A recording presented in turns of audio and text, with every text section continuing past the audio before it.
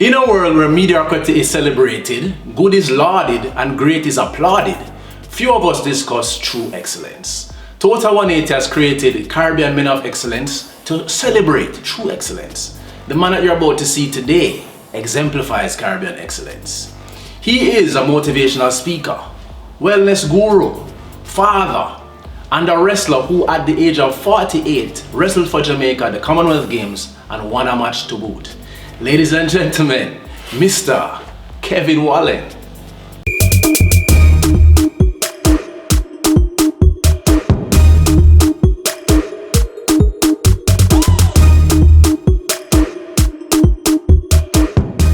Welcome to the show, sir.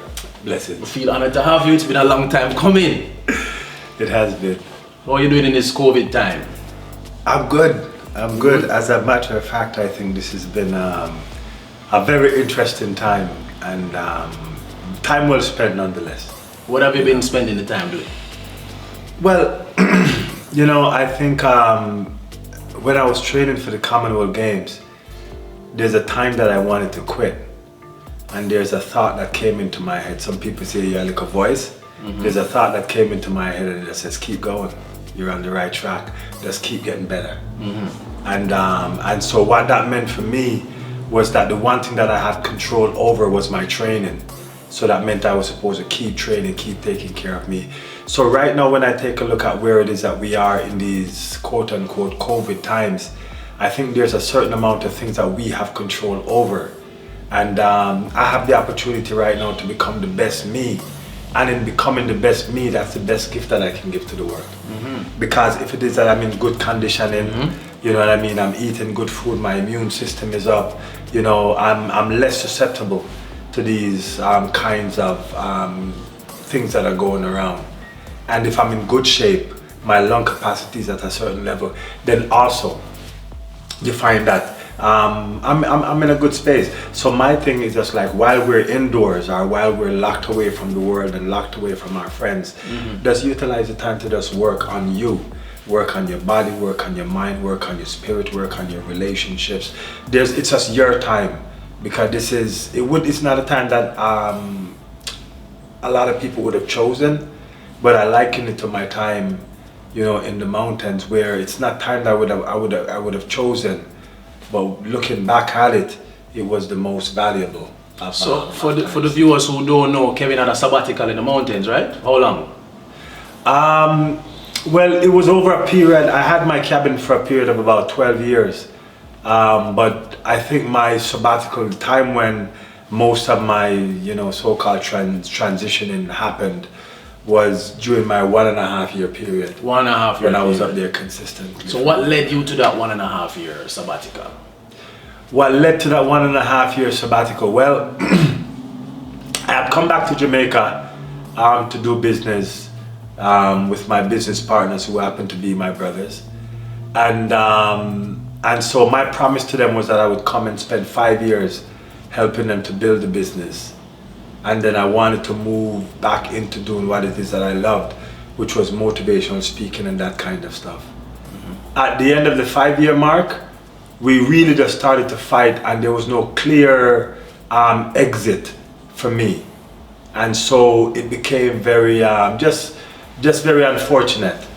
We got to the part where I never thought I would see myself and my family fight, and say the kind of things and do the kind of things that we did to each other around that time period. So in many cases I was broken, and I think looking back at it, I was heartbroken. Mm-hmm. Just because in the sense of love, there's a tight circle of people that I can say that I've ever loved. I don't think at that point in time we would exchange words like I love you and so on and so forth. But during that breakup, when we were saying all of these really, really cruel things to each other, mm-hmm. It was very obvious to me then that I loved them, and that is why I felt the kind of discomforts that I did.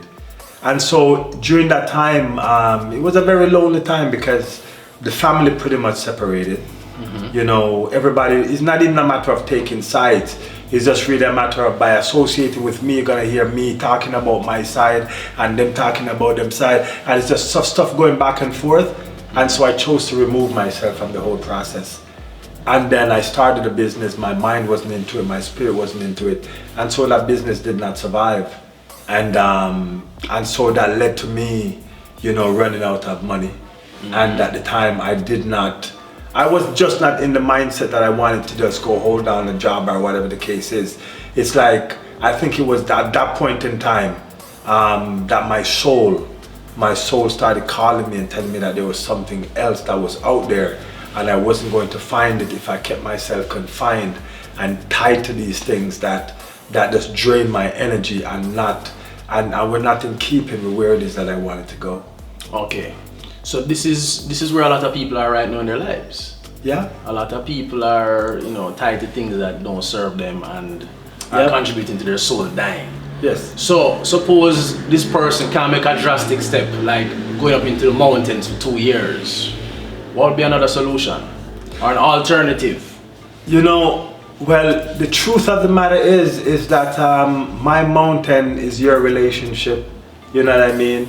It might be the job that you have, it might be the environment that you are in at work. That might be where your growth needs to take place. Wherever it is that you find yourself right now, life is right now. It's not later on. It's not like you're waiting and I'm gonna go up into the mountain and take a sabbatical. If you plan it, it's not gonna work out the way mine worked out. I was just tossed into the mountain. I had no choice. Me just dropping at the mountain. That was the only place that I could go to. The only place that would accept a broken down, beat up me at that point in time. Somebody who just want to cry and just weep and just feel sorry for themselves and go through all of the necessary processes that I needed to go through so that I can look at myself, see my humanity, but at the same time recognize that all the lessons that I learned along the way has now given me tools. But not only tools, it has also given me a clarity about what life is really all about. This is not something that I've read in a book. This is what I've been through.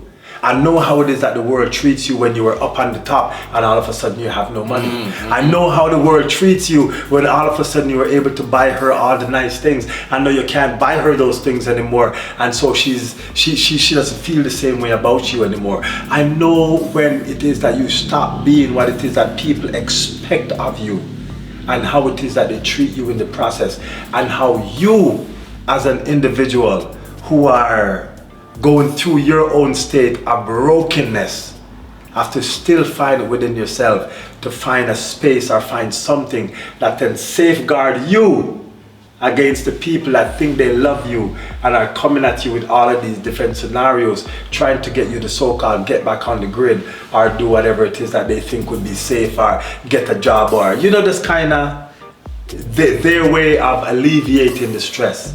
They'll never understand your journey, in a sense. So where are you on your journey now? You've come out here sabbatical wiser and stronger. You've jumped into self-healing techniques now. Let's talk a little about that. Yeah, well, you know, the crazy thing about it, you know, is just like when you embark upon a journey, a lot of us think we're embarking upon this journey to so-called find ourselves, but that's not what we're doing. Once we heal, then we will naturally go right into what we're supposed to go into. So this journey that we set out on is the journey to heal. Once it is that you're healed and you are clear, then it's different in how it is that you spend your time. It's different in how it is that you spend the energies that you have. So it's not even a matter of choosing who you're going to be around. Your energy just not gonna make certain people come around. You will naturally flow where you should reside. There you go.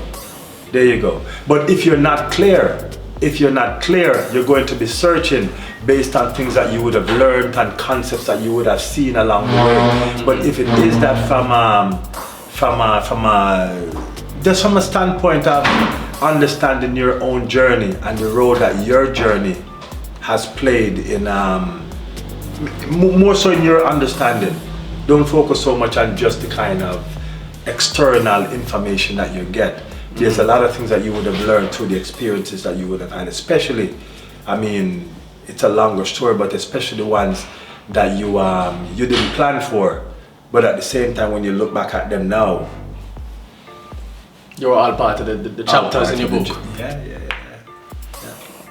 Okay. So, what are your plans for post-COVID? If you are planning. No, yeah. I think COVID. I honestly don't even think about it from the perspective of the epidemic and everything that it's doing. I'm more just aware of what needs to be done now. So I'm not focused. In the beginning, they told us what it was. They told us what we needed to do to safeguard ourselves. And every so often, I'll just kind of peep in and see what they're saying about it now. But I'm not inundated by it. You're not giving it that much energy. No. So what it is that I'm doing though, I'm being very diligent in the work that I do on me.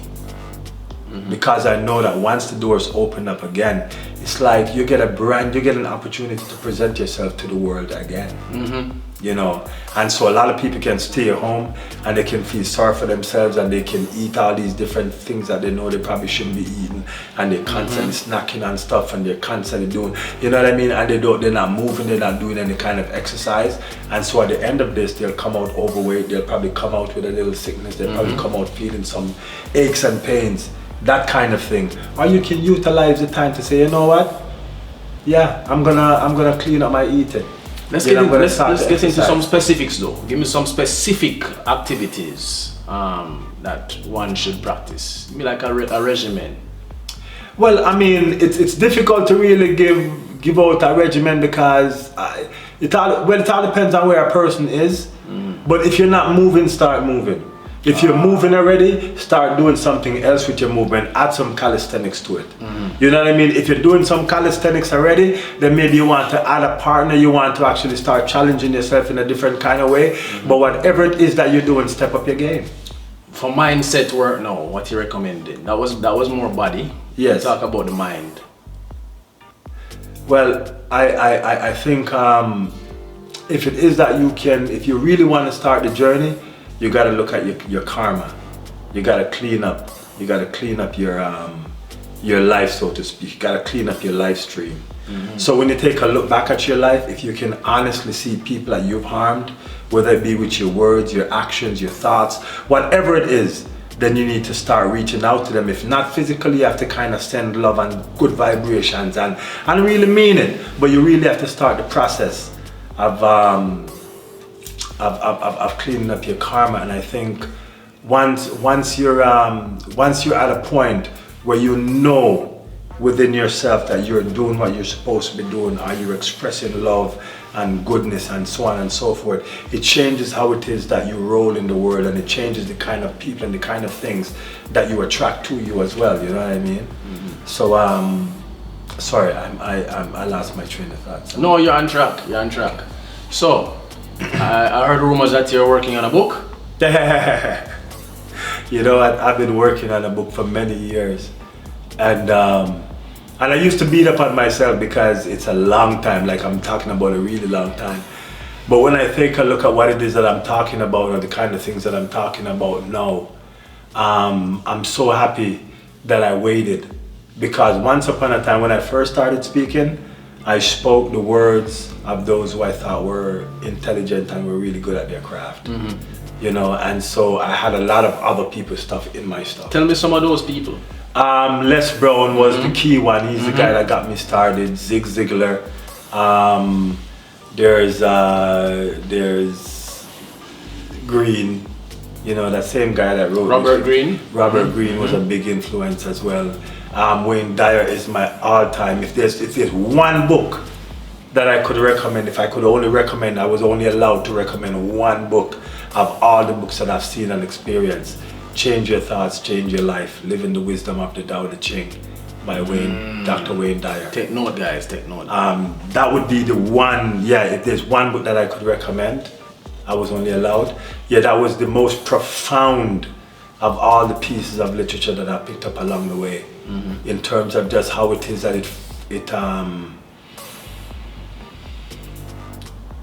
it forced me to trust that thing that brought me here. You know what I mean? That thing that was responsible for the growing of my nails and the, you know what I mean? And the eyeballs and that thing there, just trust that thing there. yeah, it's a really powerful book. I'll encourage you to get into it and have your own experience with it. Yeah.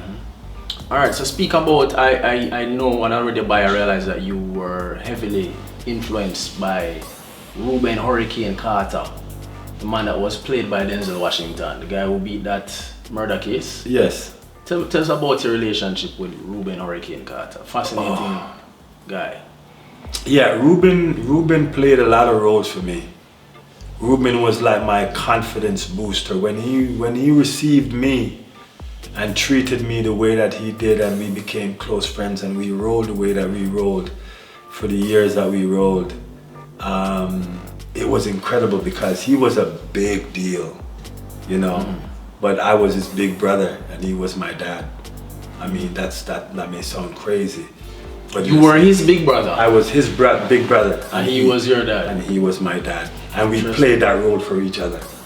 Interesting. Yeah, because coming out of prison, you have to understand, coming out of prison for him, all everybody wanted to talk about was his life story when he was a prisoner and when he was a boxer, but nobody wanted to know about that stuff that happened inside of him while he was in prison, so that he could make that shift where he could move from being this guy that was really, really angry for what society did to him, to this guy that could see the world only through the lenses of love, understanding that what was happening to him was preparing him so that he could be a blessing to other people, whether through telling his story or through helping them get through something that, you know, that they themselves are struggling with. So it's incredible how it is that he was able to kind of transform his experience, and how it is that he influenced people like me, because I would say the majority of the work that I've done, especially here in Jamaica, was work that was influenced by him. My work in the prisons, my work in the communities, my work in the schools, the whole idea of the One Love Rebellion. Like, he was so much, I mean, his thing was just like love. Everything was love. So the whole idea of even the One Love Rebellion comes out. Talk about the One Love Rebellion. You are the CEO of the One Love Rebellion movement. Talk about your brand. Is it more than a brand? Yeah, it sounds like it's a movement. It is a movement. I think when people say love these days in a virgin, people talk about it from it's like a very fragile thing. And if you don't do what it is that I want you to do, I'm gonna take my love away. And if you don't give me the kind of things that I want, and you don't treat me how I want to be treated, I'm gonna take my love away. It's conditional. Yeah, it's very much conditional. And it's the same thing with families, it's the same thing in relationships, and the same thing all around. So when I think about the One Love Rebellion and where it is that I come from, I'm saying that even the people that have done the most horrendous things among us, those who are not in our families, but at the same time could easily be our families. And if it was indeed our families, that idea, that notion, that switch alone will change how it is that we think about them. Like, you think about someone in prison right now, you think about that person is horrible, this and, you know, their data, whatever the case is. But what if they were your family member and you knew them differently? And in your mind, you cannot even imagine doing what it is that they're actually called up about doing, you know? So how would you feel about them? It would change how it is that you see them, but because it's not a family member, you don't even give them the option of giving the thought of, you know, what is even possible.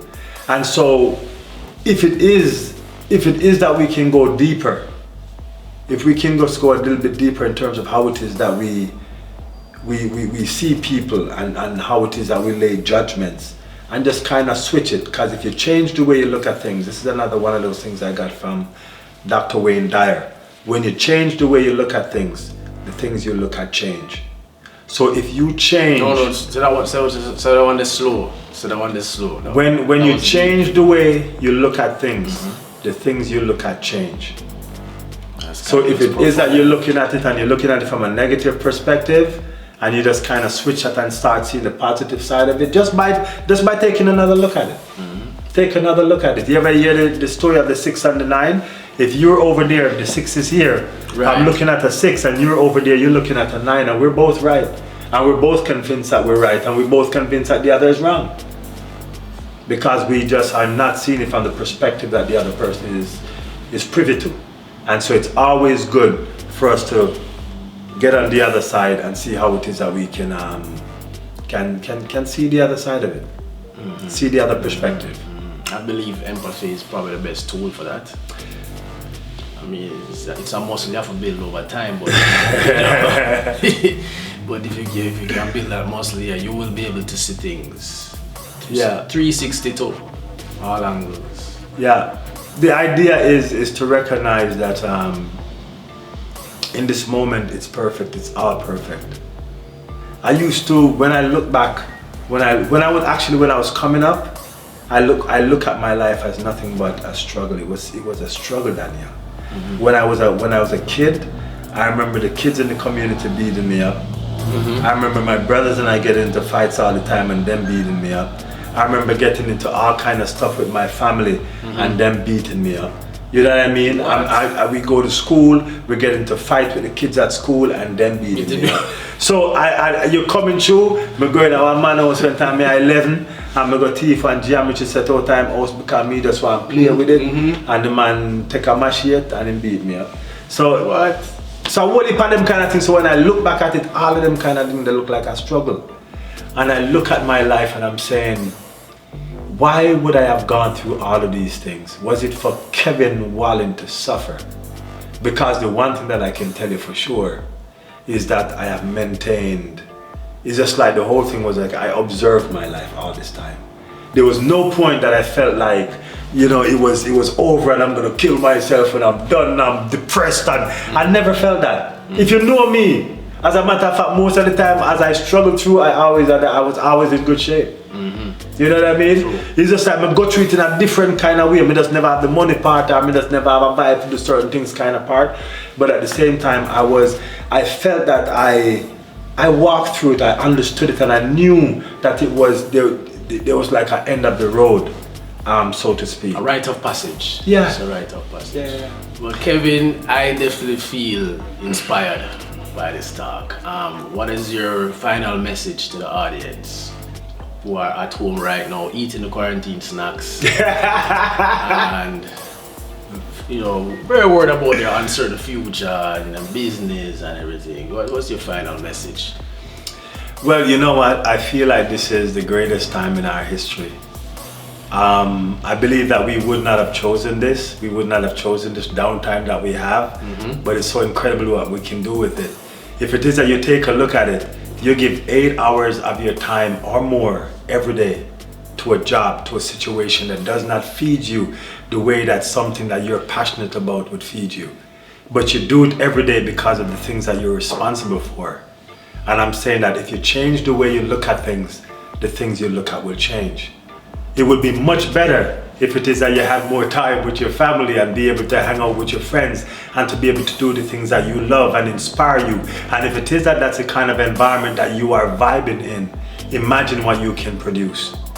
And the only way that you'll find yourself in such an environment is if you allow yourself to utilize this time that you have to not think about what people are gonna think and people are gonna say, but actually dive deeper into you and just kind of seeing what it is that you're naturally led to.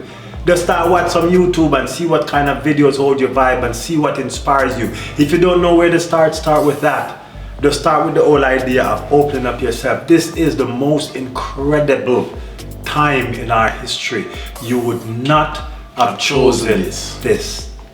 But at the same time, it is beautiful because you can utilize it the way that you want. Take a look at where it is that you are right now.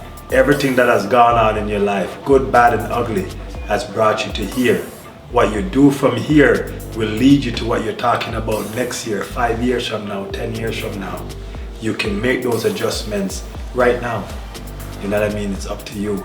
And I think that's the opportunity that we have. And a lot of people are forecasting doom and gloom, but here's the thing that I know about human nature. I know that people will adapt. People are very resilient. People are resilient, and whatever is gonna come, when you find yourself in the middle of it, you will do what needs to be done. It's not gonna be this great rush of depression and all those different kind of things. You're going to have to make some adjustments. You're gonna have to make some drastic adjustments. Some people start planting in the backyard already. Some people start changing how it is that they cook. They cook for the entire family at once, as opposed to cook some woli pa pot. I mean, there's all these different things that are going on right now in terms of people already making the adjustments. So don't be frightened by this one-time big dash of something devastating that's gonna come. A lot of it has happened already. Some people don't lose their job already. Some people are already at home, but at the same time they've figured out how it is that to adjust. Now you may have to adjust again, and when the doors open up, if it is that we are smart and we have learned how to downside and learn how to get rid of some of the things that we don't need and some of the things that we do and have just to try to keep up with the Joneses. If we figure out how to just kind of balance, use this time to just kind of minimize and balance and plan some things where you can do with your family. Maybe there's a way that you can start a little business, because you know, coming out of this, self-reliance is going to be the key.